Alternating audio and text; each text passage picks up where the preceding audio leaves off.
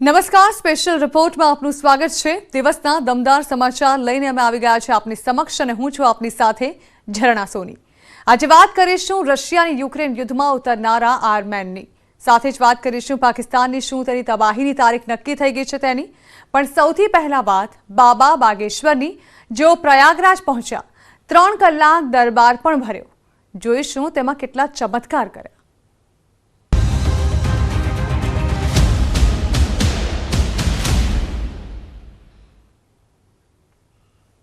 बाबा बागेश्वर जे पहुंचा प्रयागराज, जेमनी एक झलक मेळववा उमटी हजारों भीड़।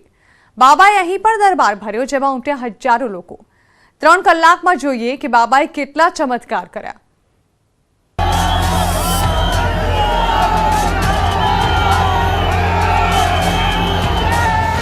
संगम नगरी में बागेश्वर महाराजनु भव्य स्वागत।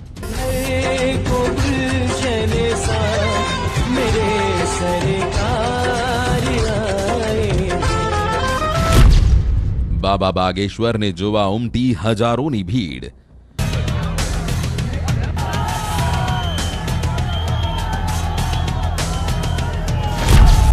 प्रयागराज में बागेश्वर महाराज नो कड़क सुरक्षा घेरो।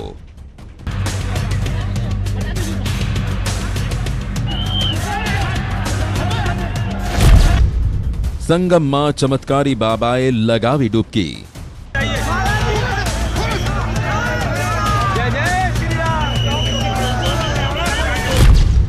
भव्य पोशाक में बाबानो नवो अवतार।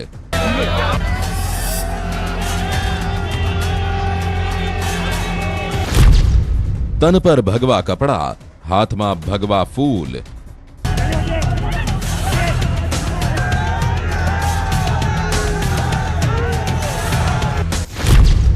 प्रयागराज में बाबा बागेश्वर नो दरबार।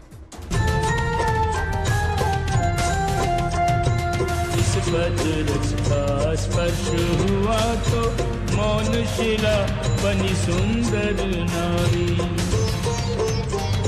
तुलसी वृक्ष न जानिए, गाय न जानिए ढोर, मात पिता गुरु मानुष न जानिए, यह सब है नंद किशोर।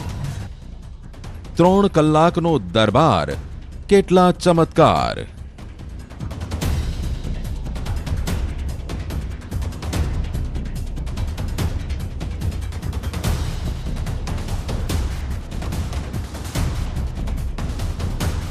सनातन का झंडा गाड़े रहिए, कायदे में रहेंगे तो फायदे में। हम हिंदू शेर हैं, भगौड़े नहीं हैं। हम ललकार का काम करते हैं क्योंकि हम हनुमान जी के चेला। जेटला विवाद तेटला ज सवाल, अने दरेक सवाल ने पोताना जवाबथी हवामां उडावनारा बाबा बागेश्वर पहोंच्या यूपीना प्रयागराज में।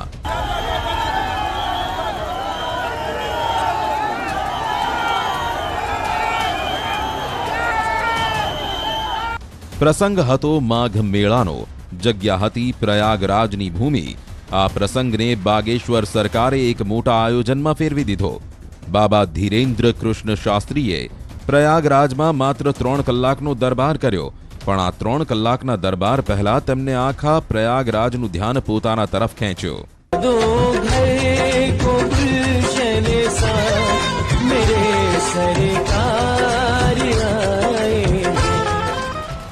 बागेश्वर सरकारना प्रयागराजना कार्यक्रमने लई वहीवटी तंत्रे मजबूत सुरक्षा व्यवस्था राखी। बाबाने पहला ज जानथी मारी नाखवानी धमकी मळी चूकी छे, माटे प्रयागराजनु वहीवटी तंत्र माघ मेळानी भीड़वाળી जग्या पर थनारा कार्यक्रममां कोई जोखम उठावा मांगतुं नहोतुं। आखा सुरक्षा घेरानी साथे बागेश्वर सरकार माघ मेळामां पहोंच्या हता। गंगाना तट पर स्नानथी लई तेमना कार्यक्रमने चुस्त सुरक्षा घेरो लगाववामां આવ્યો હતો। बाबा बागेश्वरना दरबारनी सुरक्षाने लई दावो करवामां આવ્યો હતો કે पीएसीनी 2 प्लाटून, 12 स्टेशन प्रभारी, 70 सब इंस्पेक्टर, 150 जवान, 50 महिला पुलिसकर्मी, फायर ब्रिगेडना कर्मी।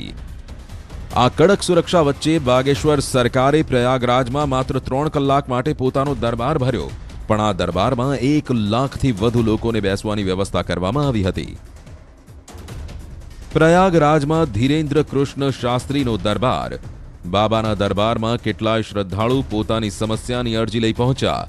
બાબાએ કેટલાય શ્રદ્ધાળુઓને ત્રિવેણીમાં જઈ ડૂબકી લગાવવાની સલાહ આપી. પોતાના મંચ પરથી પોતાના વિરોધીઓ પર પ્રહાર કર્યા. પોતાના પ્રયાગરાજના આ પ્રવાસમાં બાગેશ્વર મહારાજે સાધુ સંતો સાથે પણ મુલાકાત કરી. ચમત્કારના વિવાદ વચ્ચે સાધુ સંતોએ બાબાની આ મુલાકાતને કેટલાય લોકો સાધુ સંતો વચ્ચે પોતાની સ્વીકૃતિની એક પહેલના રૂપમાં પણ જોઈ રહ્યા છે.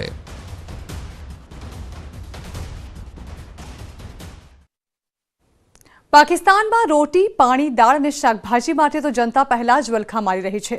હવે અહીં લોકો દૂધ માટે પણ મજબૂર થઈ ગયા છે. દૂધ અહીં 160 રૂપિયા લીટર કરતાં પણ મોંઘું થઈ ગયું છે. તો ઘીનો ભાવ 1400 રૂપિયા પાર પહોંચી ગયો છે. પણ સત્તામાં બેઠેલા સત્તાધીશો માત્ર વિપક્ષને ભાંડવામાં લાગ્યા છે, કેમ કે તેમને મોંઘવારીમાંથી રાહત મળે તેવો કોઈ ઉપાય નથી મળી રહ્યો. માટે જ તો દાવો કરવામાં આવી રહ્યો છે કે પાકિસ્તાનની તબાહીની તારીખ આવી ગઈ છે.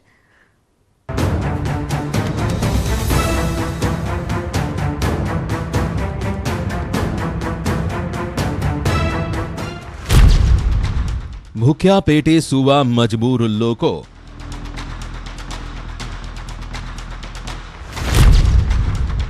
લોટ, શાકભાજી, દૂધના ભાવ આસમાને. પાકિસ્તાનની તબાહીની તારીખ નક્કી. પહેલા રોટી માટે મારામારી, પછી વીજળી ગુલ થઈ જવાથી મચ્યો હાહાકાર, અને હવે નોકરીઓ જવાથી બબાલ. પાકિસ્તાન એક એવી ભંવરજાલમાં ફસાઈ ગયું છે જ્યાંથી બહાર નીકળવાનો દૂર દૂર સુધી કોઈ રસ્તો નથી દેખાતો. પાકિસ્તાનની એક મોટી આબાદી બેરોજગારી અને ભૂખમરાનો માર સહન કરી રહી છે. અને ઉપરથી મોંઘવારી એટલી કે શ્વાસ લેવાનું પણ મુશ્કેલ થઈ ગયું છે.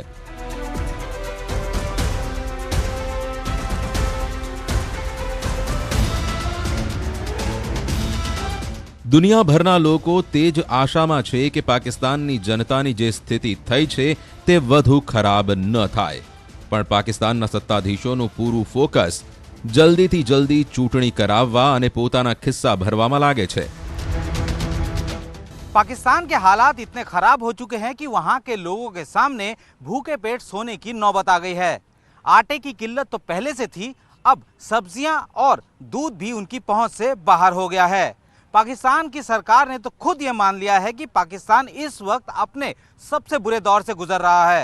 तो वहीं मरियम नवाज ने पाकिस्तान के इन हालात के लिए इमरान खान सहित 5 लोगों को कसूरवार ठहराया है.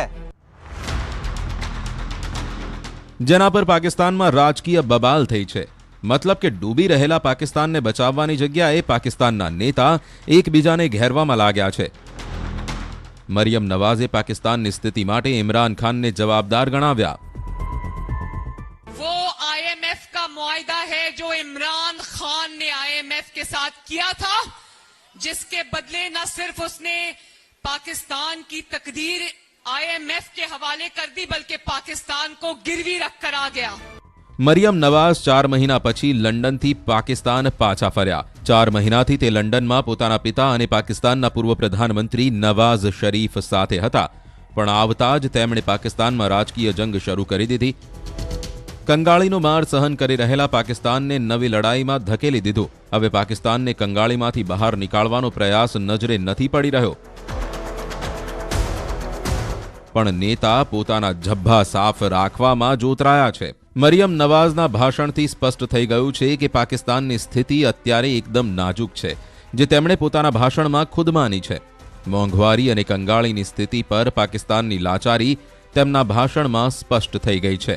मुझे इस बात का इल्म है कि पाकिस्तान में महंगाई है, बिजली महंगी है, रोटी महंगी है, गैस महंगी है, आटा महंगा है, तेल महंगा है. પણ મરિયમ નવાઝે આ સ્થિતિ માટે 5 લોકોને દોષિત ગણાવ્યા, જેમાં સૌથી પહેલું અને મોટું નામ ઇમરાન ખાનનું છે.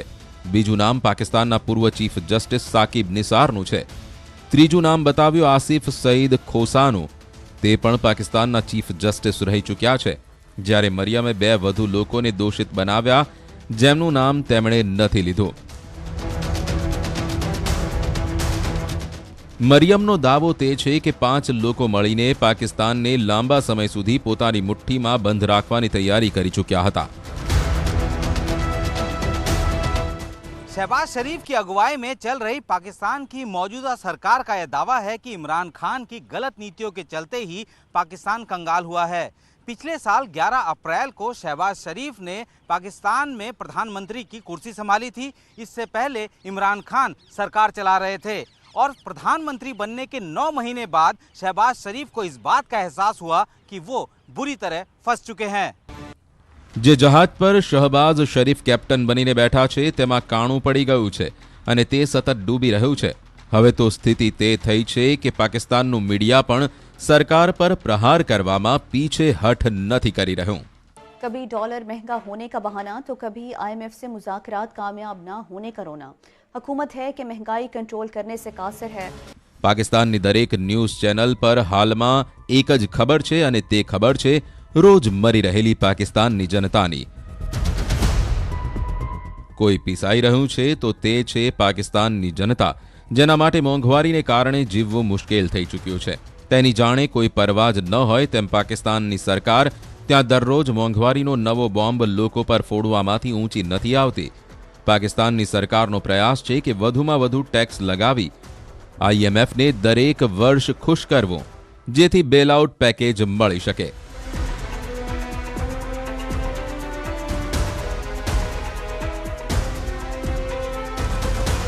કેમ કે વર્ષો સુધી પોતાની દુર્દશા છુપાવ્યા પછી હવે પાકિસ્તાને આખી દુનિયા સમક્ષ કબૂલ કરી લીધું છે કે તે હવે કંગાળ થઈ ગયું છે.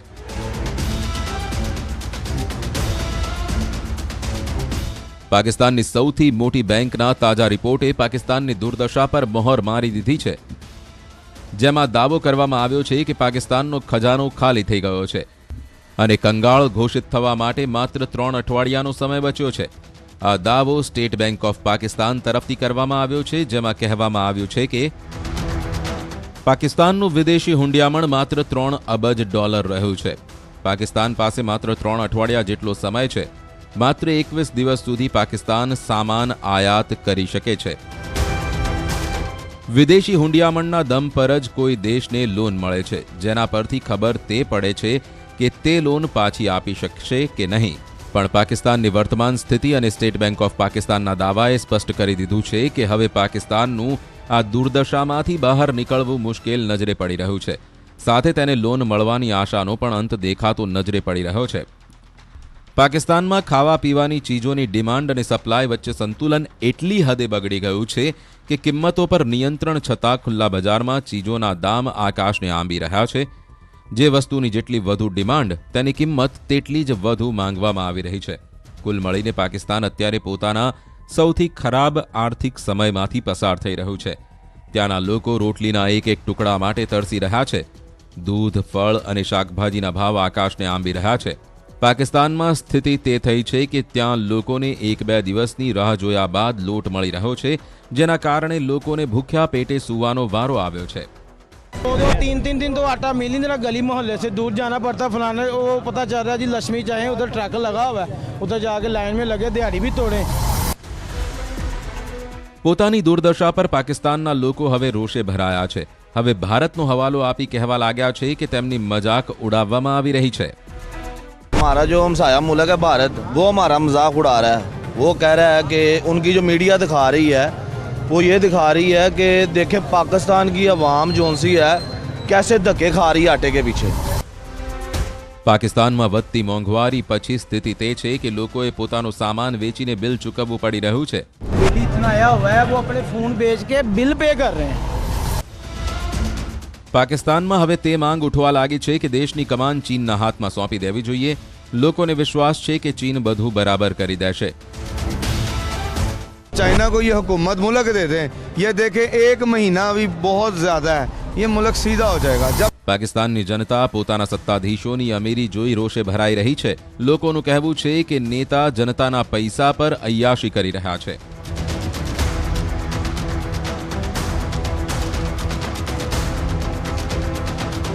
પાકિસ્તાનમાં આર્થિક દુર્દશા વચ્ચે આતંકી ઘટનાઓએ પણ પાકિસ્તાન સરકારની ઊંઘ હરામ કરી નાખી છે.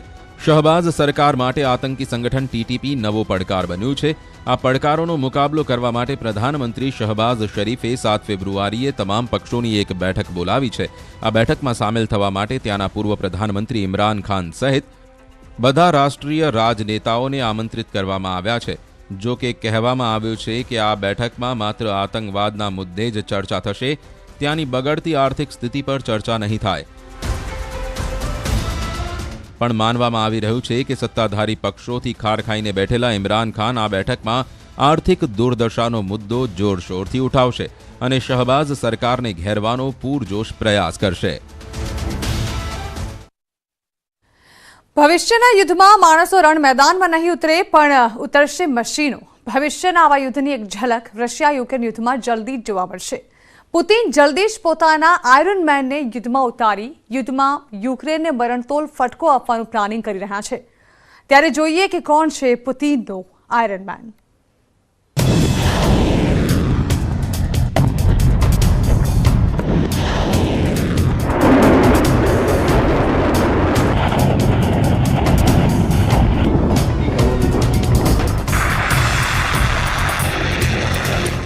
મહાયુદ્ધમાં પુતિનના હાથમાં તે બ્રહ્માસ્ત્ર લાગી ચૂક્યું છે, જેના દમ પર પુતિનની સેના નાટો દેશો પાસેથી ઝેલેન્સ્કીને મળેલી ઘાતક ટેન્કો છતાં તેનું અસ્તિત્વ સમાપ્ત કરવાની ધમકી આપી રહ્યું છે.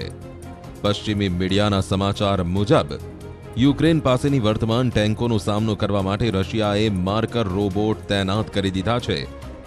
રશિયાનો દાવો છે કે આ રોબોટ ઝેલેન્સ્કીની ટેન્કોને ચપટીમાં તબાહ કરી દેશે. એટલે યુક્રેનમાં ઝેલેન્સ્કીની સેનાનો મુકાબલો કરવા માટે હવે રશિયા પોતાના ઘાતક હથિયાર માર્કર રોબોટને જંગમાં મેદાનમાં ઉતારી રહ્યું છે. રશિયાની સેના દાવો કરે છે કે જ્યારે રશિયાના દમદાર માર્કર રોબોટ મેદાનમાં ઉતરશે તો જર્મનીની લેપર્ડ 2 અને અમેરિકાની M1 એમ્બ્રમ્સ ટેન્કોને નેસ્તો નાબૂદ કરી દેશે. આ રોબોટ ટેન્ક આ બંને દેશોની સૌથી શક્તિશાળી ટેન્કોથી કેટલીય ગણી શક્તિશાળી છે. માર્કર રોબોટ દુશ્મનને શોધવા સક્ષમ છે. Marker robot tank anti tank મિસાઇલથી સજ્જ છે. તેનું વજન 3 ટન છે. માર્કર માનવ રહિત ગ્રાઉન્ડ વ્હીકલ છે જે ટેન્કની જેમ જ દેખાય છે. તેવી જ તબાહી મચાવે છે. પહેલા 4 માર્કર રોબોટ રશિયાના વિસ્તારમાં દેખરેખ રાખવા માટે ઉતારવામાં આવશે, જેનો અર્થ સ્પષ્ટ છે કે આ બંને દેશોની શક્તિશાળી ટેન્કો વિરુદ્ધ રશિયા પોતાની સુરક્ષાને કવચ આપી રહ્યું છે. કેમ કે રશિયા યુક્રેન યુદ્ધમાં તેના પર હાવી થવાની કોઈ તક નથી આપવા માંગતું. આ જ કારણ છે કે સમય ગુમાવ્યા વિના રશિયા પોતાના આ હથિયારને યુદ્ધના મેદાનમાં ઉતારવાનો પૂરો પ્લાન તૈયાર કરી લીધો છે. આ રશિયાનો કોઈ મામૂલી હથિયાર નથી. દાવો છે કે તે ટેન્ક જેવું દેખાતો માર્કર રોબોટ એકદમ ખતરનાક છે. માર્કર 1 સેકન્ડમાં 540 ડિગ્રી ફરી શકે છે. તેના પર ગ્રેનેડ લોન્ચર, મશીન ગન અને અન્ય હથિયાર લગાવી શકાય છે. માર્કરમાં કંટ્રોલ સિસ્ટમ લગાવવામાં આવી છે, જેમાં ટાર્ગેટની તસવીર પહેલાથી હોય છે. જેવું દુશ્મનનું તે હથિયાર સામે આવે છે, માર્કર રોબોટ તેના પર વાર કરી દે છે. તેને સેકન્ડોમાં તબાહ કરી રાખ કરી નાખે છે. માર્કર રોબોટ માત્ર જમીન પર જ નહીં, આકાશમાં ઉડાન ભરી રહેલા ટાર્ગેટને પણ નિશાન સાધવાની કાબેલિયત રાખે છે. દુશ્મનના રોકેટ અને ડ્રોનને પણ આંખના પલકારામાં ધૂળધાણી કરી નાખે છે. તેવામાં મહાયુદ્ધ વચ્ચે પુતિનને મળેલા આ બ્રહ્માસ્ત્રથી ઝેલેન્સ્કીના જાંબાઝોનું ટેન્શન વધવું નક્કી છે.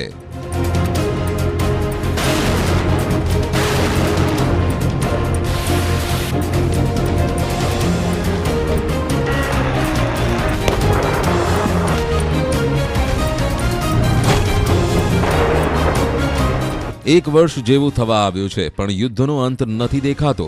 એવું પણ નથી લાગી રહ્યું કે આવનારા કેટલાય મહિનાઓમાં તેને રોકી શકાશે, કેમ કે આવા કોઈ પ્રયાસના સંકેત નથી દેખાઈ રહ્યા. યુદ્ધમાં નવા હથિયારોની એન્ટ્રી થઈ રહી છે, નવી નવી ધમકીઓ આપવામાં આવી રહી છે અને દરેક એક કવાયત ઇશારો કરી રહી છે કે આ યુદ્ધ લાંબુ ચાલવાનું છે. રશિયા અને યુક્રેન યુદ્ધ આગળ કઈ તરફ જશે તે પણ કોઈને ખબર નથી, પણ યુક્રેન અને રશિયાની સરહદ સાથે જોડાયેલા દેશોમાં ડર છે. કે આગામી હુમલો તેમના પર થઈ શકે છે।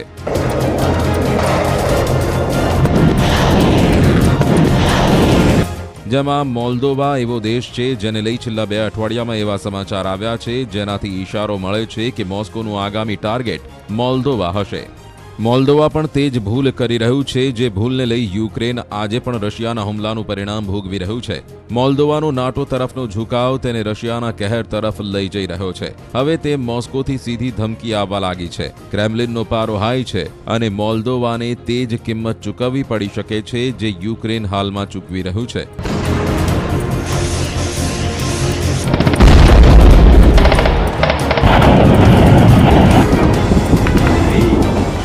મોલ્દોવાના રાષ્ટ્રપતિ માયા સંદુએ એક અઠવાડિયા પહેલા જ નાટોમાં સામેલ થવાના સંકેત આપ્યા હતા અને ત્યારબાદ મોસ્કોના રાજનેતાઓ મોલ્દોવાને યુક્રેનની યાદ અપાવવા માંડ્યા। પહેલા 2 સાંસદોએ ધમકી આપી અને હવે રશિયાના વિદેશ મંત્રીએ ખુદ મોરચો ખોલી નાખ્યો અને ત્યાં સુધી કહી દીધું કે મોલ્દોવા હવે પછીનું યુક્રેન બની શકે છે। હવે આ ભૂમિકા માટે મોલ્દોવા પર વિચાર કરવામાં આવી રહ્યો છે। સૌથી પહેલા કેમ કે તેમણે કોઈ રીતે એક વ્યક્તિને દેશના પ્રમુખ દેશના રાષ્ટ્રપતિના રૂપમાં બેસાડવામાં સફળતા મેળવી છે। તે રાષ્ટ્રપતિ જે નાટોમાં સામેલ થવા માંગે છે, જેની પાસે રોમાનિયાઈ નાગરિકતા છે। તે અને હવે નજર કરીએ ટોપ 3 હેડલાઇન્સ પર। પેપર લીક કેસમાં વધુ 2 આરોપીઓને દબોચી લઈ કોર્ટમાં કરાયા રજૂ। આરોપી કેતન બારોટની ઓફિસ પણ એટીએસે સીલ કરી। અમદાવાદ અને પાટણમાં અંધાધૂંધ ફાયરિંગથી મચી ગઈ સનસનાટી। અમદાવાદમાં કાફેમાં તો પાટણના દુનાવાડામાં 5 રાઉન્ડ ફાયરિંગ। સાબરમતી નદી દેશની બીજી સૌથી વધુ પ્રદૂષિત નદી। સાબરમતીમાં બાયોલોજિકલ ઓક્સિજનની માત્રા 292। ગુજરાતની કુલ 13 નદીઓ પ્રદૂષિત।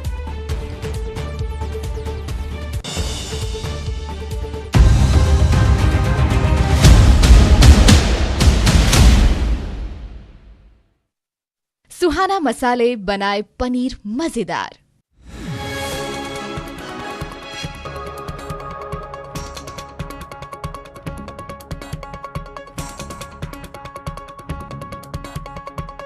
सुहाना मसाले बनाए पनीर मजेदार। પસાર થતી canal leakage. Bamroli distributor canal leakage થતા પાણીનો બગાડ થયો। ખેતરમાં પાણી ફરી વળતા ખેડૂતોમાં રોષનો માહોલ। તંત્રની ઘોર બેદરકારીના કારણે ઘઉંના વાવેતરમાં પાણી ફરી વળ્યું। ખેડૂતોએ 10 દિવસના અલ્ટિમેટમની ચીમકી ઉચ્ચારી। ખેતરોમાં પાણી ફરી વળતા ખેડૂતોને પડ્યા પર પાટું। નવસારીમાં કલિયારી ગામે નીકળ્યો અનોખો વરઘોડો। યુવકનો જેસીબી મશીનમાં નીકળ્યો વરઘોડો। આદિવાસી પરંપરા મુજબ કર્યા લગ્ન। જેસીબી મશીનમાં વરઘોડો નીકળતા લોકોમાં કુતૂહલ સર્જાયું। મહેસાણામાં વડનગરના શર્મિષ્ઠા તળાવ ખાતે મોક ડ્રીલ યોજાઈ। વહીવટીતંત્ર અને એનડીઆરએફ દ્વારા યોજાઈ મોક ડ્રીલ। પાણીમાં ડૂબતા માણસોને કઈ રીતે બચાવવા તેનું માર્ગદર્શન અપાયું। વડોદરા કોર્પોરેશનનો અણધણ વહીવટ સામે આવ્યો। રેલવે ગરનાળા પાસે બનાવેલ રોડ મામલે કોર્ટની વીએમસીને ફટકાર। કોર્ટે જમીન માલિકને જમીન પરત આપવા કર્યો હુકમ। સમિતિએ 3 પૈકી 1 જમીન પરત આપવાનો ઠરાવ કર્યો। બોટાદમાં સરકારી હાઈસ્કૂલ ગ્રાઉન્ડમાં લોન દરબારનું આયોજન કરાયું। લોકોને સરળતાથી ઓછા વ્યાજે રૂપિયા મળી રહે તે માટે કરાયું આયોજન। પોલીસ અધિકારીઓ સાથે 15 જેટલી બેંકનો સ્ટાફ હાજર રહ્યો। બનાસકાંઠાના ખેમાણા ટોલ પ્લાઝા પર બોલાચાલીનો વિડીયો વાયરલ। ટોલ કર્મીઓએ ટોલ ભરવાનું કહેતા થઈ બબાલ। લોકલ વાહનોને ટોલ ફ્રી જવા દેવાનું કહીને કરી બોલાચાલી। રાજ્યની 23 એપીએમસીની ચૂંટણીની તારીખો જાહેર। ફેબ્રુઆરી, માર્ચ, એપ્રિલ અને મે મહિનામાં યોજાશે વિવિધ એપીએમસીની ચૂંટણી। ફેબ્રુઆરી માસમાં 2 એપીએમસીની ચૂંટણીનું આયોજન। ભરૂચમાં કિન્નર સમાજે સ્મશાન અને કબ્રસ્તાન માટે સરકાર પાસે માંગી જમીન। જિલ્લા કલેક્ટરને આવેદનપત્ર આપી 3 એકર માંગી જમીન। નર્મદાના કિનારાના વિસ્તારમાં સ્મશાન માટે કરી જગ્યાની માંગ। બોટાદમાં સરકારી હાઈસ્કૂલ ગ્રાઉન્ડમાં લોન દરબારનું આયોજન। જરૂરિયાતમંદ લોકોને સહેલાઈથી અને ઓછા વ્યાજે રૂપિયા મળે તે માટે આયોજન। શહેરની 15 જેટલી બેંકના મેનેજર અને સ્ટાફ હાજર। પોરબંદરના 65 વર્ષીય બ્રાહ્મણે 9 મહિનામાં કરી 6000 કિલોમીટર યાત્રા। પગપાળા અમરનાથની યાત્રા કરી માનતા પૂરી કરવા ચાલતા દ્વારકા પહોંચ્યા। વૃદ્ધ બ્રાહ્મણનું મંદિરના પૂજારી દ્વારા કરાયું સન્માન. જુનિયર ક્લાર્કના પેપર લીક મામલે કોંગ્રેસ નેતા અમિત ચાવડાનું નિવેદન. પેપર કાંડને લઈને શ્વેતપત્ર બહાર પાડવા માંગ. વિધાનસભામાં એક દિવસ વિશેષ સત્ર બોલાવવા માંગ. ગુજરાત ટેકનોલોજીકલ યુનિવર્સિટીનો 12મો પદવીદાન સમારોહ યોજાયો. રાજ્યપાલ અને શિક્ષણ મંત્રી રહ્યા હાજર. 48,000 વિદ્યાર્થીને પદવી એનાયત કરાઈ. 148 વિદ્યાર્થીઓને ગોલ્ડ મેડલથી કરાયા સન્માનિત. ઇન્ચાર્જ ડીજીપી વિકાસ સહાય અમદાવાદ પોલીસ કમિશનર કચેરીની કરી મુલાકાત. વિકાસ સહાયે પોલીસ કમિશનર સંજય શ્રીવાસ્તવની શુભેચ્છા મુલાકાત કરી. ઇન્ચાર્જ ડીજીપી બન્યા બાદ અમદાવાદ સીપી ઓફિસની પ્રથમ મુલાકાત. રાજ્યના કૃષિ મંત્રી રાઘવજી પટેલે વડાપ્રધાન નરેન્દ્ર મોદી સાથે કરી શુભેચ્છા મુલાકાત. રાજ્યની ચૂંટણીમાં જીત્યા બાદ પીએમ મોદી સાથેની આ સૌપ્રથમ મુલાકાત. સુરતમાં સ્તનપાન બાદ 5 મહિનાની બાળકીનું મોત. રાત્રે માતાએ કરાવ્યું હતું સ્તનપાન. બાળકી સવારે ન ઉઠતા સારવાર માટે લઈ જવાઈ હતી. બાળકીના મોત પાછળનું કારણ અકબંધ. વડોદરાની એમએસ યુનિવર્સિટીના કેમ્પસમાં છેડતીનો મામલો. પોલીસે પઠાણ ગેંગના 3 વિદ્યાર્થી આરોપીની કરી ધરપકડ. છેડતી બાદ વિદ્યાર્થીનીએ નોંધાવી હતી ફરિયાદ. પોલીસે વિદ્યાર્થીઓ વિરુદ્ધ કાર્યવાહી શરૂ કરી. વડોદરાની એમએસ યુનિવર્સિટીમાં વિદ્યાર્થીની છેડતીને લઈને વિવાદ ઉગ્ર બન્યો. કમિટીએ હજુ સુધી રિપોર્ટ રજૂ ન કરતા સિન્ડિકેટ મેમ્બરે લગાવ્યો આરોપ. સત્તાધીશો સામે દોષિતોને છાવરવાનો આરોપ. વિધાનસભા સત્રમાં મંત્રીઓને સોંપાઈ જવાબદારી. મુખ્યમંત્રી પાસેના વિભાગોના જવાબો આપવાની જવાબદારી અન્ય મંત્રીઓને સોંપાઈ. મહેસૂલ વિભાગના જવાબો આપવાની જવાબદારી બળવંતસિંહ રાજપૂતને સોંપાઈ. ગુજરાતનો ટેબ્લો લોકપ્રિયતા શ્રેણીમાં પ્રથમ ક્રમે આવતા મુખ્યમંત્રી ભૂપેન્દ્ર પટેલે પાઠવ્યા અભિનંદન. કર્તવ્ય પથ પર કચ્છ અને મોઢેરાની ઝાંખી દર્શાવતો રજૂ કરાયો હતો ટેબ્લો. રાજકોટના બીબીએ અને બીકોમના પેપર ફૂટ્યાના 111 દિવસ બાદ ફરિયાદ નોંધાઈ. એનએચ શુક્લ કોલેજના કર્મી સામે ફરિયાદ નોંધાઈ. યુનિવર્સિટીના રજિસ્ટ્રારે નોંધાવી ફરિયાદ. ઓક્ટોબરમાં ફૂટ્યા હતા પેપર. પેપર ફોડનારા વિરુદ્ધ કડક કાયદો લાવશે સરકાર. વિધાનસભાના આગામી સત્રમાં બિલ લાવવાની સરકારની જાહેરાત. હવામાન નિષ્ણાંત અંબાલાલ પટેલે કરી આગાહી. રાજ્યમાં ઠંડીનું જોર યથાવત રહેશે. અમદાવાદમાં લઘુત્તમ તાપમાન 11 ડિગ્રી રહેવાનું અનુમાન. અંબાલાલ પટેલે ઠંડી સાથે ગરમીની કરી આગાહી. 19 થી 20 ફેબ્રુઆરીએ તાપમાન વધતું જશે. ફેબ્રુઆરીના અંત સુધીમાં તાપમાન 38 ડિગ્રી થવાની શક્યતા. મહેસાણામાં કડીના નંદાસણમાં ગૌચરમાં ગેરકાયદેસર ખોદકામનો મામલો. સરપંચ દ્વારા મામલતદાર, ટીડીઓ અને પીઆઈને લેખિતમાં કરાઈ રજૂઆત. પંચાયતની મંજૂરી વગર ખોદકામ કરી વૃક્ષો પાડી દેવાતા કાર્યવાહી.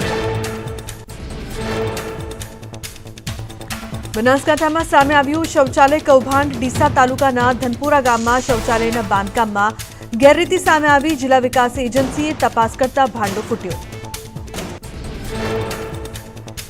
અરવલ્લીમાં મોડાસા નગરપાલિકા એક્શનમાં વ્યવસાય વેરો ન ભરનાર વેપારીઓ સામે કાર્યવાહી. 3000થી વધુ દુકાનદારો પર વ્યવસાય વેરા અધિનિયમ હેઠળ તપાસ. નવસારી ફૂડ એન્ડ ડ્રગ્સ વિભાગ એક્શનમાં. ખાણીપીણીની લારી ઉપર ગંદકી દેખાતા સઘન ચેકિંગ હાથ ધરાયું. ગંદકી કરનાર લારી ગલ્લાવાળાઓ પર કરાઈ કાર્યવાહી. ગૌણ સેવા પસંદગી બોર્ડનો નિર્ણય. નાયબ નિરીક્ષક વર્ગ 3ની કસોટીના પ્રવેશપત્ર 3 ફેબ્રુઆરી સુધી ડાઉનલોડ કરી શકાશે. વિદ્યાર્થીઓની રજૂઆતને ધ્યાનમાં લઈને મુદ્દત લંબાવાઈ. જૂનાગઢનું નરસિંહ વિદ્યા મંદિર હાલ જર્જરિત હાલતમાં. શાળામાં ભણતા વિદ્યાર્થીઓ ભયના ઓથાર હેઠળ ભણવા મજબૂર. શાળામાં ચારે બાજુ ગંદકીના થર. શાળામાં 200 જેટલા વિદ્યાર્થીઓ કરે છે અભ્યાસ. પવનહંસ હેલિકોપ્ટર સેવા લંબાવાઈ. દમણથી દીવ સુધી ચાલતી પવનહંસ હેલિકોપ્ટર સેવા હવે દમણથી સોમનાથ સુધી ચાલશે. આ સેવાથી માત્ર 1 કલાકમાં દમણથી સોમનાથ સુધી પહોંચી શકાશે. પીજીવીસીએલ દ્વારા નવી ટેકનોલોજી વિકસાવાઈ. પોરબંદરમાં જૂના મીટરો દૂર કરી પ્રીપેડ સ્માર્ટ વીજ મીટર લગાવાશે. પ્રીપેડ સ્માર્ટ વીજ મીટરમાં મોબાઈલની જેમ રિચાર્જ કરી શકાશે. વીજ બિલ ભરવા માટે લાઇનોમાં ઊભા રહેવાથી ગ્રાહકોને મળશે રાહત. સ્માર્ટ વીજ મીટરથી વીજ લોસ અને વીજ ચોરી અટકશે. શરૂઆતના તબક્કામાં 5 જિલ્લામાં સ્માર્ટ વીજ મીટરની થશે શરૂઆત. બનાસકાંઠામાં સળગેલી હાલતમાં મળેલી લાશ મામલે મોટો ખુલાસો. પત્નીએ પ્રેમી સાથે મળીને કરી પતિની હત્યા. પ્રેમ પ્રકરણમાં પતિ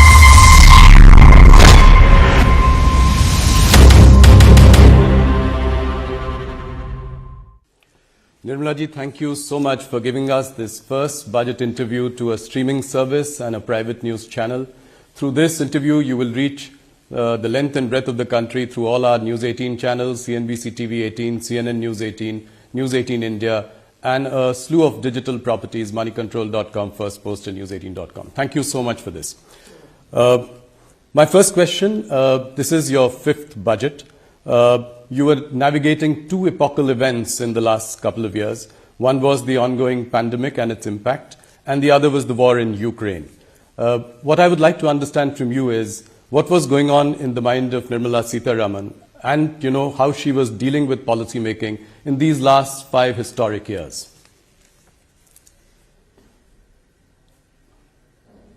Starting with a very difficult question, because difficult not for any other reason but to capture the experiences, the as I say anubhav, going through that, and also to look back at it now when you're probably slightly out of it is very difficult to describe in, let's say, a short brief answer. I can understand. But yet, if you have to really capture it, I had no precedent before me to handle such a situation. There were no given templates. There were no examples to follow. And there were no theories which would have worked in such context. So essentially, we were going by continuous conversation with all kinds of stakeholders. Those who have directly some thing to say about the industry and its suffering, MSME and its suffering, or even those who are observing it with a more discerning eye. So we had to engage in conversation continuously with all people, take their view, weigh it for ourselves to see which one is all right, which is more suitable for us, and which is not. Yes. And also take courage in saying it may not work out for us in one particular way, because eventually somewhere all this has got to be answerable. And therefore I think I would immensely recall the ways in which Honorable PM led the conversation with us. He would never tire himself from meeting us. He would never say not today. So with all necessary precautions taken for COVID, following the protocol, we would still meet and talk about things. But eventually, whatever has been at that time decided and put out as schemes, one thing which was not so much relevant for dealing with the pandemic itself, but yet had to be done, was not to let go the opportunity to continue the reform process. Yes. So that was carried on. But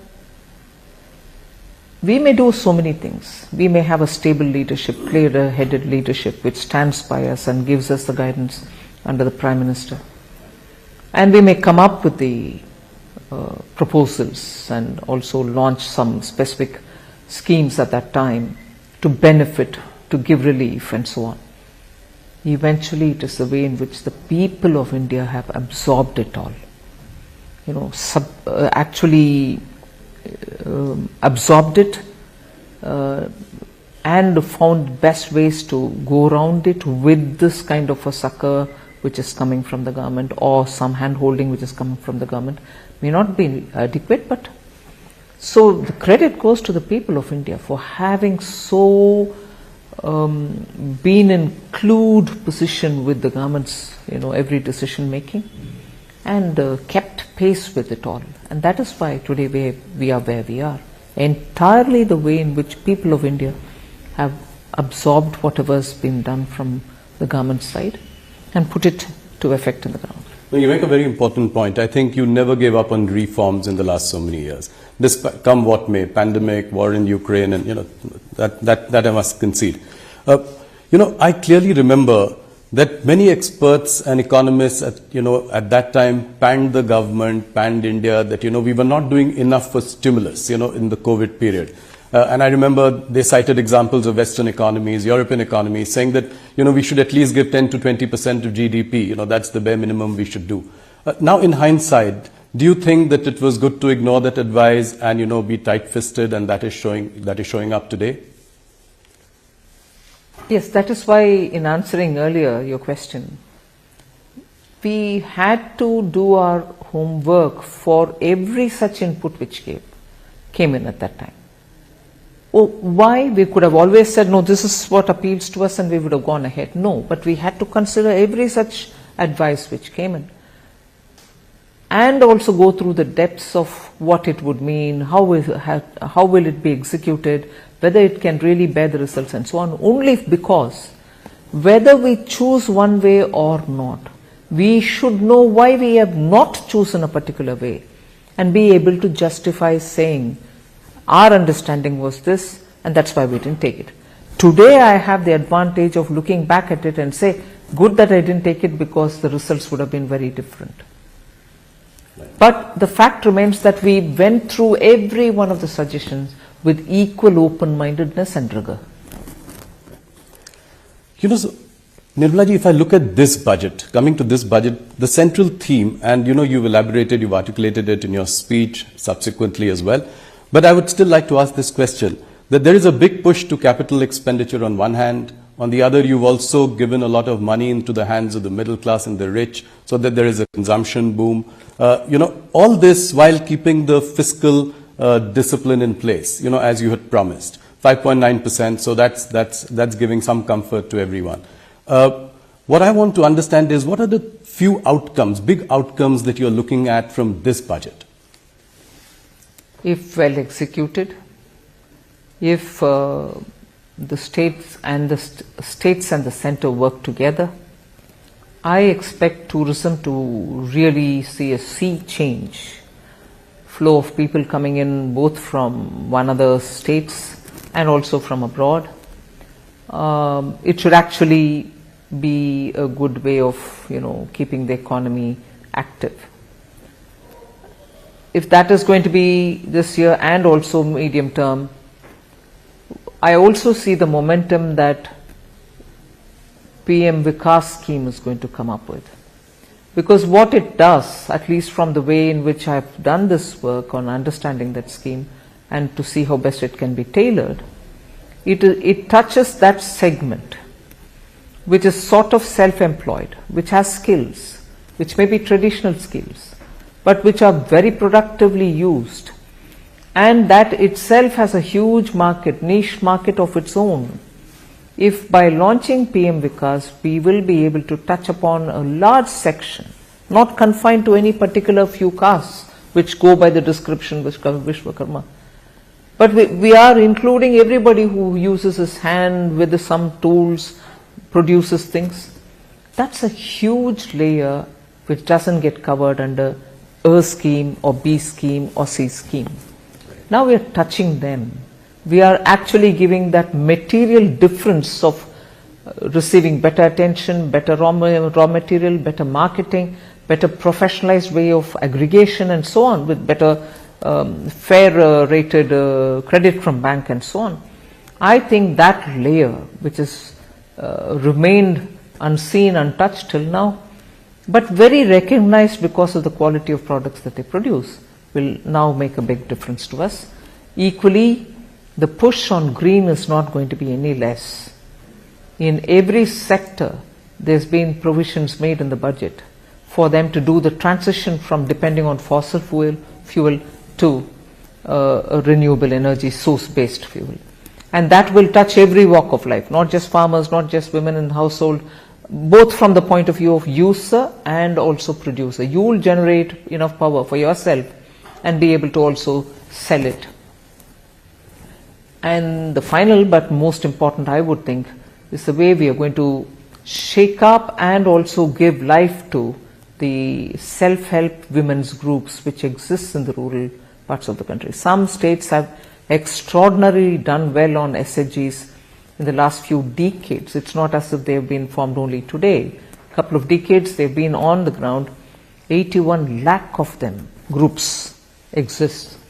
And it is they who we are now trying to aggregate, bring them together like clusters, see what they want to do in terms of production or services. For instance, I just bring in a very private sector example. Lijjat, the papad, after all was a women's somewhat self-help group. Look at the kind of product, the quality, the branding, the perception about what is Lijjat can always be superior in quality. There's never a compromise on it, and people seek it, even though from the general papad pricing it is slightly higher in price, but still people prefer it. So like that, SHGs, and I don't want just to end with the papad making. It should be everything else also. So depending on the skill sets available, the raw material available, we want to make sure that SHGs do come in to benefit from government policy and also through digital marketing, run professionally as well. That's interesting. You know, your budget was very well received by the markets. In fact, while you were speaking, the markets were really going up. But you know, the rout in the Adani stocks somewhat spoiled the party. You know, there is a general nervousness in the market. How does your government see this? I look at the budget for having covered all the sections of the society. We've tried, and it has been a detailing that which has consumed a lot of time in preparation of this budget. The details is what has brought the difference in touching so many different sectors and segments of our society. We've got something on offer for each one of them. So therefore, if it's being received very well, I'm very glad. But of course, that motivates me to be able to now take it upon myself to better implement it down to the last person who's aimed at. So I would think the impact of the budget, the immediate impact of the budget on the market, and subsequent to, let's say, for whatever reason it trailed back, I think in the next few days the budget's impact will still continue to hold the markets high. You know, the opposition is taking aim at your government, saying that the banking and insurance companies have large exposure in Adani stocks. You know, and the investors and the broader market is looking to you for some direction on this issue. Is our banking and insurance system resilient to take this shock? I want to recall the words, you know, coming from the horse's mouth has greater credibility. Both SBI and LIC have issued detailed statements.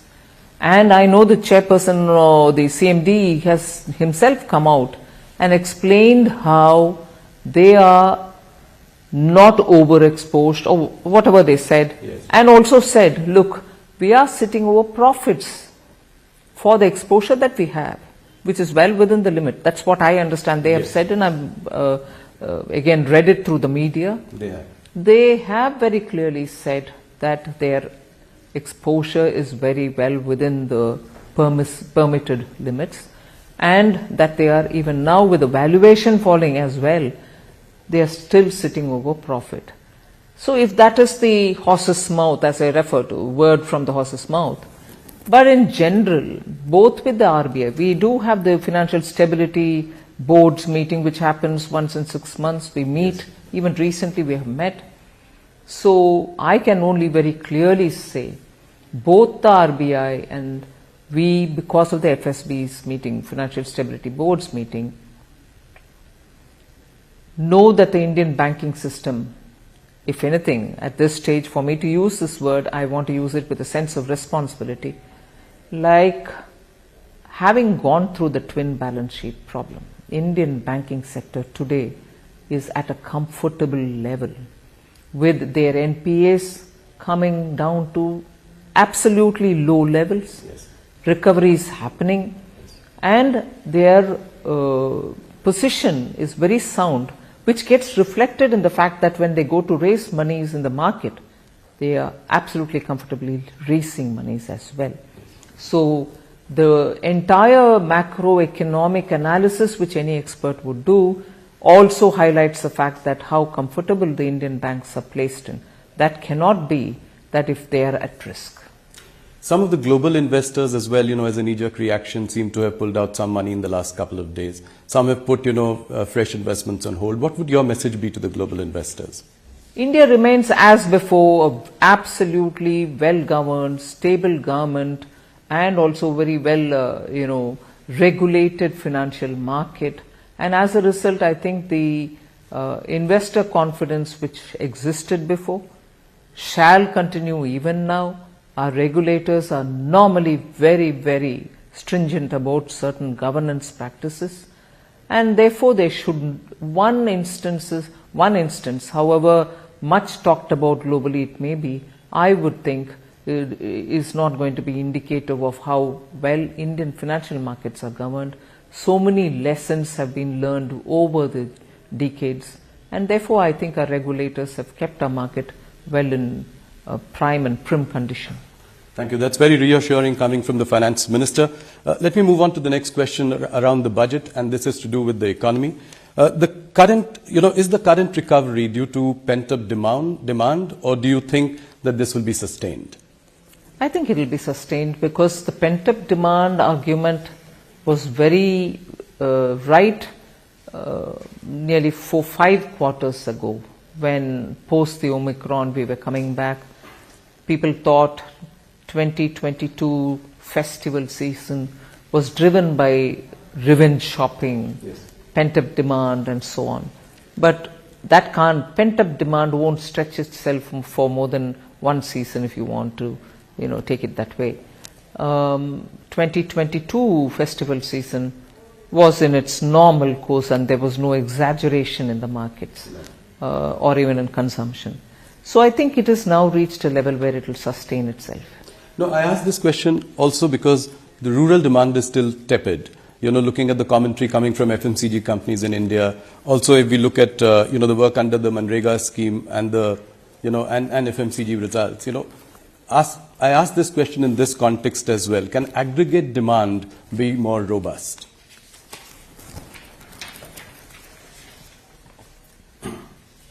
I'm sure you observe the Indian economy as well, in all its great detail. Demand doesn't remain stable and then it doesn't remain only going upward. It does come down sometimes and does go up some other times. In fact, at that time, during the pandemic, even during the lockdown, most of us felt the rural demand is very high, and what could explain it? We thought that the farm outputs were very good, and as a result, they were having quite a few money in their hand, and therefore they were able to sustain it. So that happens soon after the harvest. But rural demand even today, in terms of the people who are in the farm equipment manufacturing areas, are quite comfortable with what is going on in the rural market. It's not as if demand has affected them. So people are purchasing equipments to do their tilling or farming activities. That's one. I'm not just talking about tractors, but even the other equipments which go in. One. And second, also rural demand, which is FMCG related or your daily consumption related items. Your GST revenues, whilst I don't want to say that revenue GST going up is purely on rural, it may be urban and rural, but it means that it cannot be maintaining a sustained level if one of the segments, rural or urban, really fall down drastically. So I don't think it's worrisome, if at all, any drop. The RBI governor says that the worst of inflation is behind us. So can the RBI then take a more relaxed view of monitoring, tightening and support growth in the coming weeks and months? Well, I realize that if I do comment, it will look as if I'm guiding the RBI or anything like that. No, broadly speaking. But I suppose, yes, the way in which inflation has come down, both by RBI's action and by the government's action, and the government's action has been steady and at it for some time. So I expect, since the fall in the inflation doesn't seem to be just a momentary or a 1 month affair, it should sustain itself in the process of coming down. And therefore they should, and you're right, therefore there shouldn't be that much pressure on the central bank to keep the pace of increasing the rates. But the MPC will take a call. Of course. Any concern that you feel is there because of the twin deficit problems?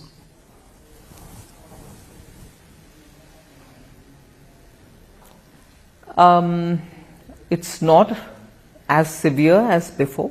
Yes. Yes, when exports come down, you're going to have the current account deficit. But it's also now suddenly going up as well as it was before, a couple of months ago, one. And second is also the import. Imports also keep slightly going up sometimes, but it's also coming down. If these two factors are primarily the ones which we have to concern ourselves with, monthly fluctuations I say. Yes. Fluctuations should not worry us, but if every month there is a steady decline and there doesn't seem to be a sign of increase or coming upward, uptick as you would say, if there is no chance of an uptick predicted in the next few months, then I think I should worry. But monthly looking at coming down and going up need not worry us so seriously. Okay. So next year the centre and states will spend rupees 13.7 lakh crore as capital expenditure. By any account, it's a phenomenal number. Capacity utilization in the manufacturing sector is at about 72%. My question is, when do you think that the private sector will enter this virtuous cycle of capital spending? They are in it already, I would think. There has been a minor uptick. But I've been explaining this. I'm not sure if industry is explaining it as much, but I read it. So I keep read it in the sense my inferences based on the kind of discussions which happen. India's industry, the old India industry as well as the new, which is the IT related industry, software and so on, both old India industry and this, are transitioning also with the energy related matters, are transitioning also in the way in which their shop floors are operated. So the investment that they make is not to create one more unit of what they already have. The investment that they have to make, and therefore the conscious decision that they have to take, will now also look at not just expanding existing capacity the way it is, but also looking at bringing high technology, Web3, robotics, 3D printing and so on. So that together with moving towards more renewable energy use, making a green product of what they are making. For instance, steel industry is facing huge barriers in Europe. Now, their business of having to invest and expand now would be not to just produce more steel, but to produce green steel. So the investment there has three new dimensions which have never been into consideration earlier. Invest and produce green, produce also with the efficiencies of technology. So all this, when comes into play, when your decision making is being done, does take time and more resources. So I would want to give that advantage for India's private sector, that yes, their process is going to be somewhat more complicated in terms of taking the decision, but I think the atmosphere is conducive for that on all grounds, technology, green and so on. I'm kind of curious that while you've given a boost to capital expenditure and increased outlay to PM Awas Yojana, you've also cut the Manrega budget by almost 33% or 30,000 crore. Why have you done that? Actually, the answer lies in your own question. Okay. PM Awas Yojana is also to be done by workers in the area, rural area, who normally would have gone for, let us say, in the absence of this, would have gone for Mahatma Gandhi Rural Employment Guarantee Scheme. Right. That's one answer, because even this has got to be done by people in the rural areas who are looking for jobs, just as Jal Jeevan Mission also goes through rural works. So they have these opportunities as well, which are coming not in a small incremental change, 6% increase, 79,000 crores for PM Awas, and also Jal Jeevan also getting a huge allocation. So these two also are there along with me. Second, Manrega is a demand-driven scheme. The more people come saying we want the job, we give them the work. So what is stated at the budget time estimate tends to keep adding to its resources or demands based on what comes from states. I need more. Then we add more to it and go to the parliament with a supplementary demand. So if you see the last 3 to 4 years, inclusive of the COVID year, naturally, the BE number and the RE numbers are so different in that the RE is much higher. And if you now go back to the last 2 years where the actual numbers are available, BE, RE and the actuals, you will see the actuals are lots more than the BE, and in some cases exactly as much as the RE, which is enhanced, or even better than the RE in increased amount when you realize it in the actuals. So you end up spending a lot more even as you're going on. So I'm a bit now worried that this is becoming a staid question.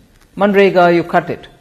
Just see the pattern for the last 3 years. It starts with a number at the BE, keeps going on because it's demand driven, and when the supplementary demand stage comes, it's actually a lot more. Yes. So more opportunities have been created, so that's right. Yeah, so I agree.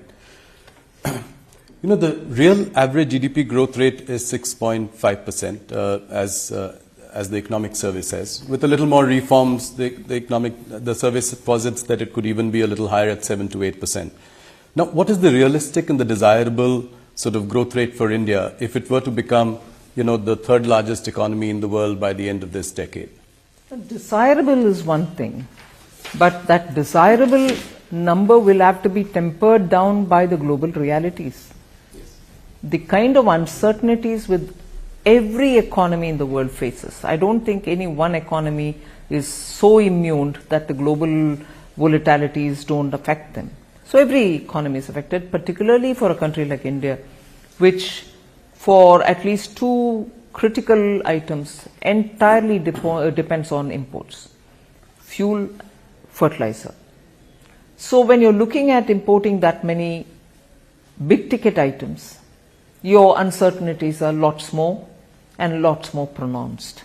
But even provisioning for that and building a budget, we have definitely ensured that we will be not as much be affected by such uncertainties as would any other country be. And therefore the numbers that we've given for the growth is very realistic. Right. One thing that struck me this time when I was listening to your budget speech was the absence of any mention of disinvestment or asset monetization. Why was that? Why has that at least seeming to take a back seat in the last year or so? No, it is still there in the budget documents. Right. It may not have been a part of my speech, but it is in the appendix to the speech. It's also in the rest of the documents where we give the actual numbers and the activities which are going on and so on. See, the cabinet has after all taken a call that certain companies will have to be privatized, and that motion has the approval of the authority concerned, which is the cabinet. So the process goes on. But of course, because we'll have to also see when is the best time for it to be done, given the fact that we've already done the homework and kept it ready for just going out to the market, this consumes a lot of time, this preparatory time. Absolutely. Yeah. Post that is when we literally watch out for the market and then put it out. So both the factors, preparation and best time in the market, influence when you put it out.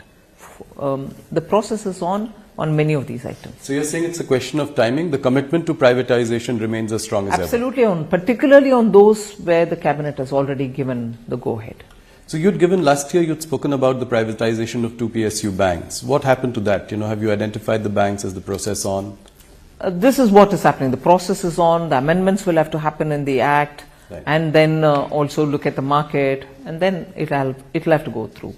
So it is very much on? Of course it's on, because the cabinet has given the approval. Right. So, Nirmala ji, the export sector is suffering because of slowdown in major markets. What are the options to mitigate the impact of weak international economies for us today? See, it has two-sided problem. One, you have to make up for those handicaps that Indian exporters face.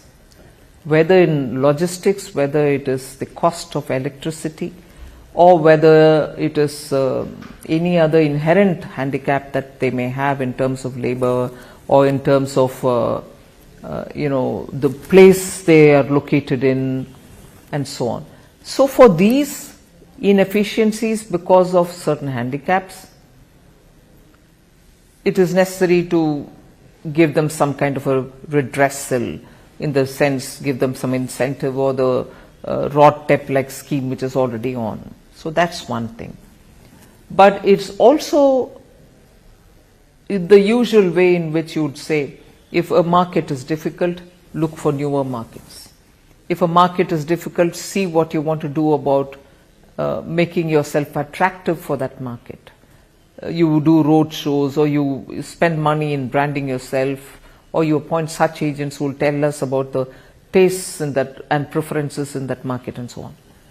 And looking for another market, you will obviously spend some money and go on road shows, open up avenues there. But today, the typical problem that you face, not just you, meaning Indian exporters, but many face, is the lack of demand in those markets because of recession, which are normally our marketplaces where we send our products, whether it's your textile, whether it is your diamonds, whether it's your gems and jewelry, whether it is your tea, whether it's your basmati rice, and so on.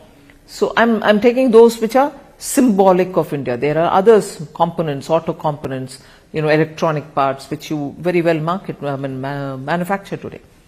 So when the recession has hit these economies, and when I say these economies, not just those in which you're present, but even for the newer markets which you might otherwise aim at, all of them are hit by it.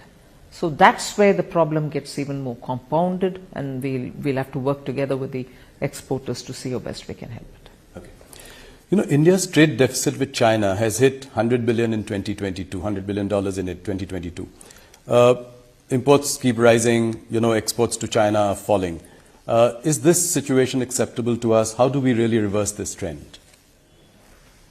No country would want its exports to languish and imports to balloon with any trading partner. But the issue has two-pronged answers. We should be conscious not to have to consume things which come, overly from only one destination. But that doesn't mean I'm imposing any view. We should also be conscious of buying it from elsewhere if it is necessary at all. And for India's exports, it has to also look at ways in which market can be expanded in that territory or in any other geographical jurisdiction. So it is always a twin game. It's like a pair of scissors. You have to look at both the sides. What do you make of this growing clamor, especially in some opposition-ruled states like Chhattisgarh, Madhya Pradesh, Rajasthan, to bring back the old pension scheme? In fact, Deputy Chief Minister of Maharashtra, Devendra Fadnavis ji, has also spoken about this. He said he'll look into the matter. What is the government's view on this? See, when I talk about government's view, I don't want to speak as though this government view or that government's view. Who, after all, implemented it for the first time? After the decisions were taken at different layers of officialdom, the political dispensations which brought this in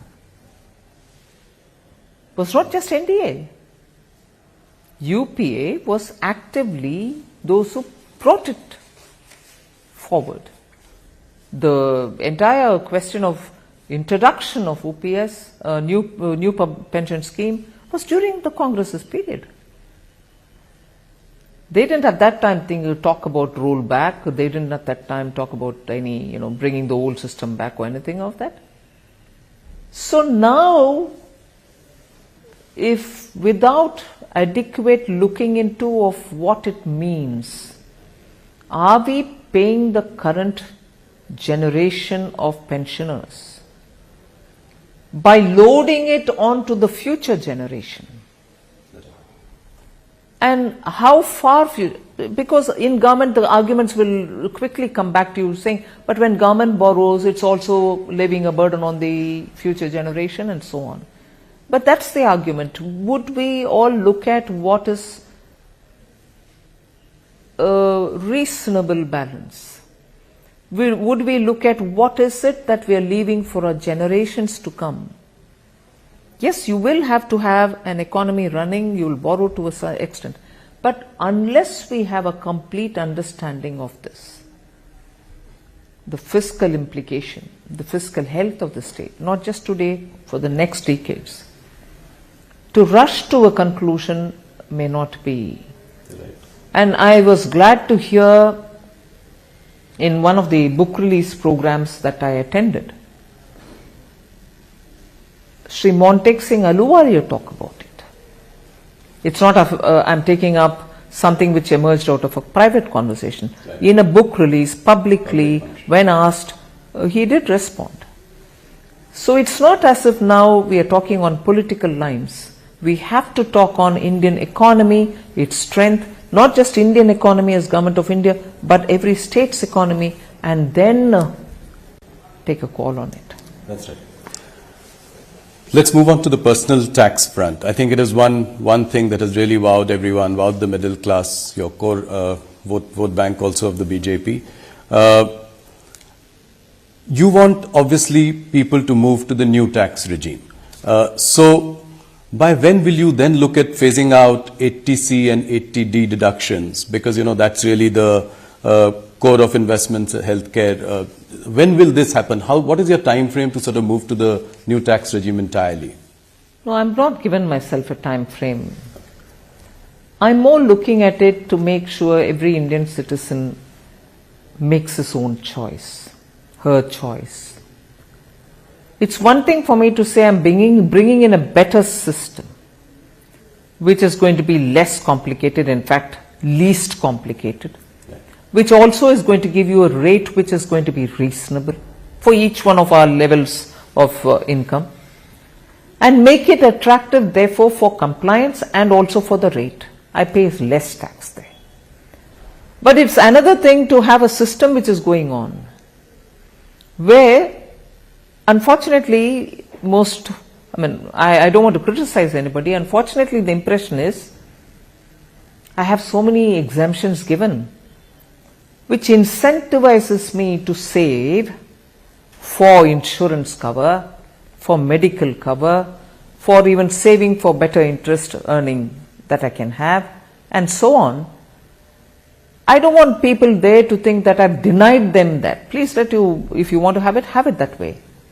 But it's not just one government or the other. In general, the philosophy that governed it was you'll have all those exemptions and you'll feel tempted to have yourself cover, insurance cover, give yourself insurance cover or savings or whatever. But your tax rates were so high. Yes. So it's nice to give you some incentives, but good enough for me to have a big return in terms of the tax that I collect. Yeah. But where is what I'm giving you now, which was introduced 2 years ago, this is the second regime. And Prime Minister was very clear that taxpayers should know actually what they're paying and exactly feel comforted that they're not paying much. And actually bring in rates down, make it simple so that anyone sitting at home should be able to file their returns and know, and that's the end of the story. I don't need to keep immense documents and so on. So we brought that in. and steadily we are making it attractive. But not forcing anybody to get out of the exemption regime. But the fact remains there that the rates have been very high and you still got some discounts so that you can go with your... So how many people do you think will migrate? Any sense that the government has? I'm more talking about the layers which are covered yes. by these, beneficial tax rates. I would think in that layer at least 50% will come 50%. That's a big number. And what is the current number? Any idea that the government has of that? Yeah, I have a number, but I don't think I can off the cuff say it. Okay. This is a slightly broader question. You've been extremely successful in widening the tax base. As the base has widened, the tax slabs tend to go down. Do you think that could you consider in the long run bringing the top tax slab to 25%, just in line with your corporate tax rate, top corporate tax rate? Would that be the vision going forward? Well, eventually the tax rates must be absolutely low and the assessee friendly. Citizens cannot be burdened with taxation. But that is when I have widened my base sufficiently. It can't be that few people pay and they pay huge amounts and I have to run the system. It shouldn't be that. It should definitely be wider the base, lower the tax, and therefore achieve both the objectives of collect your tax from those who can pay it, but collect enough so that you are able to run your schemes. The new income tax regime, there is a feeling that it disincentivizes savings. How do you react to that? I gave you the logic. Yeah. I can always incentivize you, go for insurance, go for savings, go for this, and come up with a fantastically high rate and say, all right, I've given you discounts, but I need my money. Instead, I'd prefer a completely acceptable and lower rate of interest, lower tax rate, and people to feel that, all right, I'm not being burdened, there's no reason for me to avoid or evade the tax and pay it up. And you have the choice of deciding your own saving instrument, right? You're not... I was going to say, I'm on the side, or I belong to that school of thought which says, if the taxpayer is left with more money in his hand because we collect less tax, I would think that he's the best judge to decide where he has to put his money, and he doesn't need an incentive to run his family or to protect them from ill health or to not bother about his future, save for future and so on. So why do we want to underestimate our citizens? If I give very high tax rate, then I also have to tempt them to say, all right, go about saving it because I'm giving you some incentive here. But I've left more money because I tax you less. You are the best judge to do what you want with your money. Some of the experts feel that it was a rather bold move for you to reduce the rich tax from 42.7% to 39% in what is an election year. But is it that you've given some and taken away from the other hand as well, and so it's a zero-sum game in a sense? Where have I taken away? The real estate, earlier you could move money to real estate, now the cap is 10 crore, beyond 10 crore there is no... There are a couple of... That's not taking away. It is like saying, beyond 10 crore of a house that you have, why do you want to also expect favors for a second or the third or the fourth? Correct. And there have been instances, I might say, without revealing any names or any kind of... People who have bought house, sold house, made immense profits out of it, but who still enjoy these sort of, 10 crore house, I should still get my benefits from the government. So the bold move in an election year. But I'm not give and take there. Okay. I've not given away something and taken away something. I'm only giving. Okay. I've not taken away anything. So that's as I said, a bold move in an election year, because people don't expect you to do it. No, but if you're referring to the surcharge, which I brought down and which therefore is going to give benefit to some of the upper middle class and high net worth individuals. That's it. It's also because the Indian tax system should be seen for not being so harsh. With your 30% surcharge, you were reaching a total tax of 42.75 or something. 42.7%, yeah. 42% of tax taken away. Even a person who's that, talented enough, skilled enough, and is paid very well for his contribution to the firm and has a good earning. Yes. Take away nearly 42.7. Doesn't make our system look fair. Right.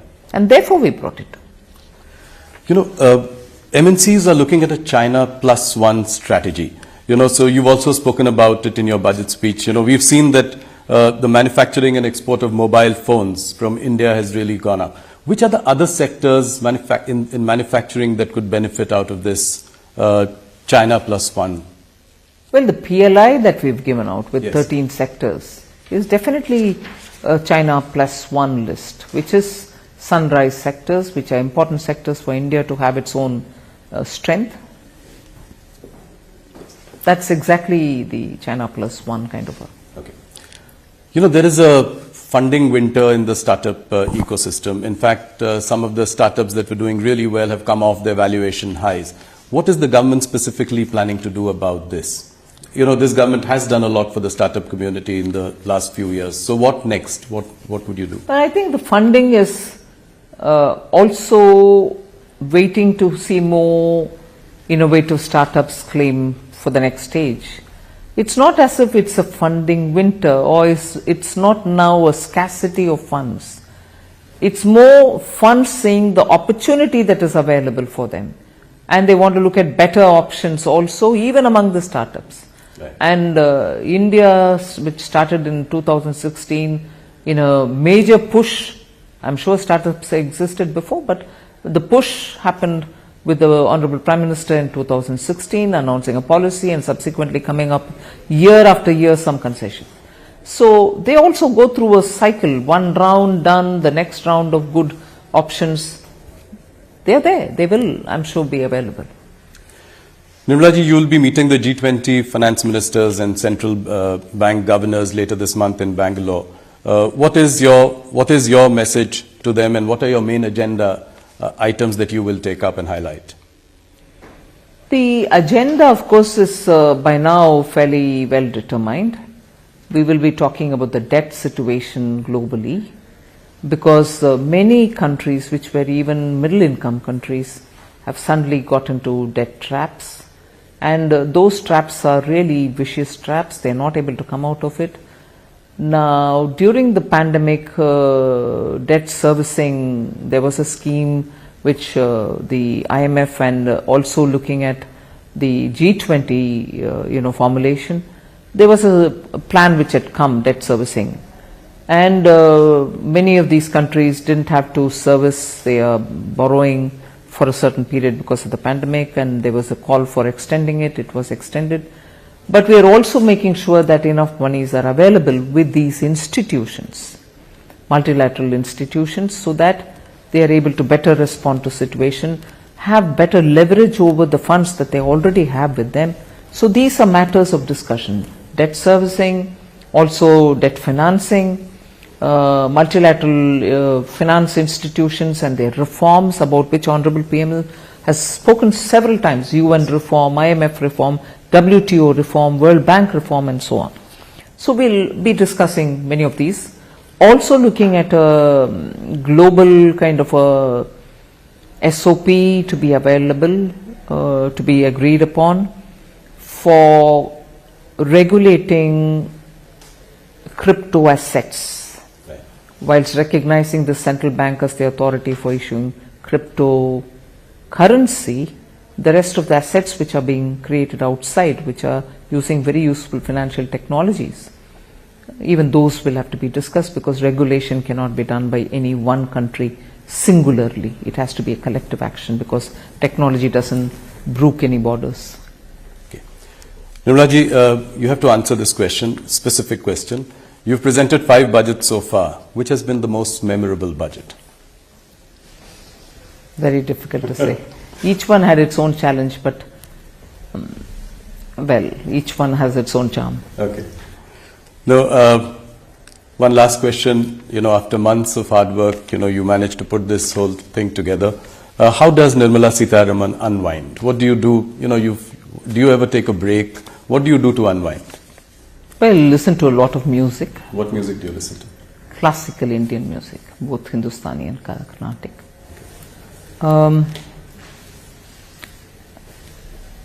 I sleep well every day. I think we I should have be in a a happy sleep routine.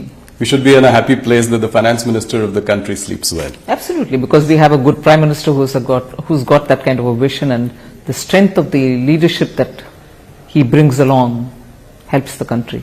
So Yes, that too. good sleep.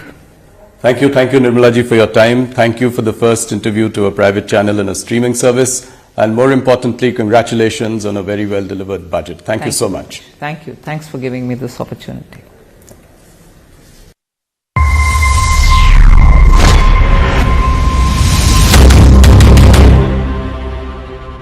ના 3 વિદ્યાર્થી આરોપીની કરી ધરપકડ. છેડતી બાદ વિદ્યાર્થીનીએ નોંધાવી હતી ફરિયાદ. પોલીસે વિદ્યાર્થીઓ વિરુદ્ધ કાર્યવાહી શરૂ કરી.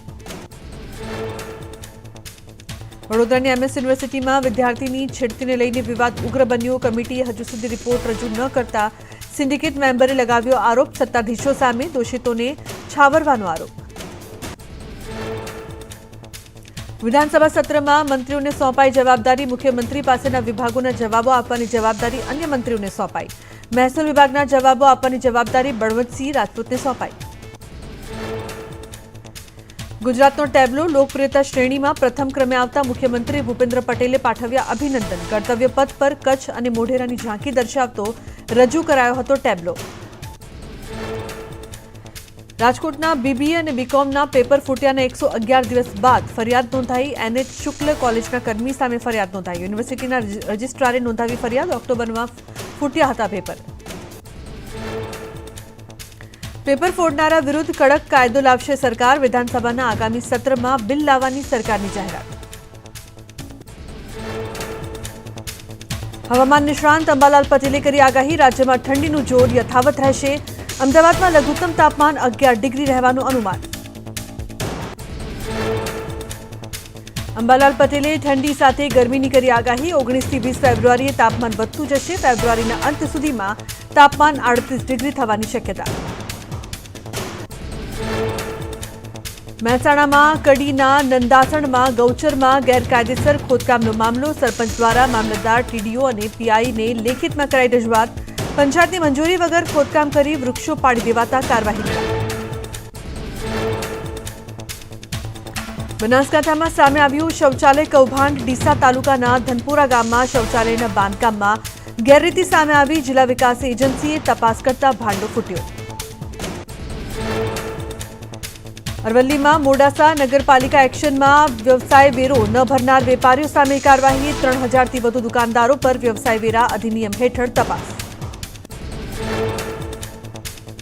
નવસારી ફૂડ એન્ડ ડ્રગ્સ વિભાગ એક્શનમાં ખાણીપીણીની લારી ઉપર ગંદકી દેખાતા સઘન ચેકિંગ હાથ ધરાયું. ગંદકી કરનાર લારી ગલ્લાવાળાઓ પર કરાઈ કાર્યવાહી. ગૌણ સેવા પસંદગી બોર્ડનો નિર્ણય. નાયબ નિરીક્ષક વર્ગ 3ની કસોટીના પ્રવેશપત્ર 3 ફેબ્રુઆરી સુધી ડાઉનલોડ કરી શકાશે. વિદ્યાર્થીઓની રજૂઆતને ધ્યાનમાં લઈને મુદ્દત લંબાવાઈ. જૂનાગઢનું નરસિંહ વિદ્યા મંદિર હાલ જર્જરિત હાલતમાં. શાળામાં ભણતા વિદ્યાર્થીઓ ભયના ઓથાર હેઠળ ભણવા મજબૂર. શાળામાં ચારે બાજુ ગંદકીના થર. શાળામાં 200 જેટલા વિદ્યાર્થીઓ કરે છે અભ્યાસ. પવન હંસ હેલિકોપ્ટર સેવા લંબાવાઈ. દમણથી દીવ સુધી ચાલતી પવન હંસ હેલિકોપ્ટર સેવા હવે દમણથી સોમનાથ સુધી ચાલશે. આ સેવાથી માત્ર 1 કલાકમાં દમણથી સોમનાથ સુધી પહોંચી શકાશે. પીજીવીસીએલ દ્વારા નવી ટેકનોલોજી વિકસાવાઈ. પોરબંદરમાં જૂના મીટરો દૂર કરી પ્રીપેડ સ્માર્ટ વીજ મીટર લગાવાશે. પ્રીપેડ સ્માર્ટ વીજ મીટરમાં મોબાઈલની જેમ રિચાર્જ કરી શકાશે. વીજ બિલ ભરવા માટે લાઈનોમાં ઊભા રહેવાથી ગ્રાહકોને મળશે રાહત. સ્માર્ટ વીજ મીટરથી વીજ લોસ અને વીજ ચોરી અટકશે. શરૂઆતના તબક્કામાં 5 જિલ્લામાં સ્માર્ટ વીજ મીટરની થશે શરૂઆત. બનાસકાંઠામાં સળગેલી હાલતમાં મળેલી લાશ મામલે મોટો ખુલાસો. પત્નીએ પ્રેમી સાથે મળીને કરી પતિની હત્યા. પ્રેમ પ્રકરણમાં પતિ કાંચો બનતા પતિને મોતને ઘાટે ઉતારાયો. પોલીસે પ્રેમી અને હત્યારી પત્નીની કરી ધરપકડ. બનાસકાંઠાના ડીસા રાધનપુર હાઈવે પર ભીલડી નજીક આવેલા ઓવરબ્રિજ પર પડ્યું ગાબડું. 3 થી 4 ફૂટનું ગાબડું પડતા વાહન વ્યવહાર કરાયો ડાયવર્ટ. ઓવરબ્રિજના રિપેરિંગનું કામ શરૂ કરાયું. બોરસદના કિંકલોડ ગામે 12 વર્ષીય બાળકનું વીજ કરંટથી મોત. કેળના ખેતરમાં લગાવેલ 24 વોલ્ટના ઝાટકા મશીનની કરંટ લાગતા થયું મોત. વધુ તપાસ હાથ ધરવામાં આવી. અરવલ્લીમાં બાયડના એમએલએ ધવલસિંહ ઝાલાએ મુખ્યમંત્રીને લખ્યો પત્ર. બાયડમાંથી સાંથબાએ અલગ તાલુકો બનાવવાની માંગ કરી. નવો તાલુકો બનવાથી ગ્રામજનોને નહીં પડે હાલાકી.